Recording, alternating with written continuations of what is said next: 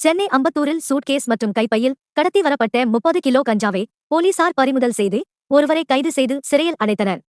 அம்பத்தூர் ரயில் நிலையம் அருகே கஞ்சா கடத்தி வருவதாக மதுவிலக்கு போலீசாருக்கு தகவல் கிடைத்தது. இதையடுத்து தீவிர கண்காணிப்பில் ஈடுபட்ட போலீசார் ரயில் நிலையம் அருகே ஆட்டோ ஸ்டாண்ட் பகுதியில் சந்தேகத்திற்கு இடமாக சுற்றித்திருந்த நபரை பிடித்து விசாரித்தனர். அவர் முன்னுக்கு பின் முரணான பதிலளித்துள்ளார். இதனையடுத்து போலீசார் தீவிர விசாரணை நடத்தி அவர் வைத்திருந்த சூட்கேஸ் மற்றும் கைப்பையை சோதனை செய்தனர். அந்த சூட்கேஸ் மற்றும் கைப்பையில் கஞ்சா இருப்பதைக் கண்ட போலீசார் உடனே அவரை கைது செய்தனர். பின்னர் மேற்கொள்ளப்பட்ட விசாரணையில் அந்த நபர் திருமுல்லைவாயல் சரஸ்வதி நகர் பகுதியைச் சேர்ந்த எபினேசர் என்பது தெரியவந்தது. அம்பத்தூர் தொழிற்பேட்டை, ஆவடி, பட்டாபிராம் சுற்றுவட்டார பகுதிகளில் பணியாற்றும் கூலி தொழிலாளிகள் மற்றும் வடமாநிலத்தவர்களுக்கு சில்லறை விற்பனை செய்ய அவர் கஞ்சாவை கடத்தி வந்தது கண்டுபிடிக்கப்பட்டது.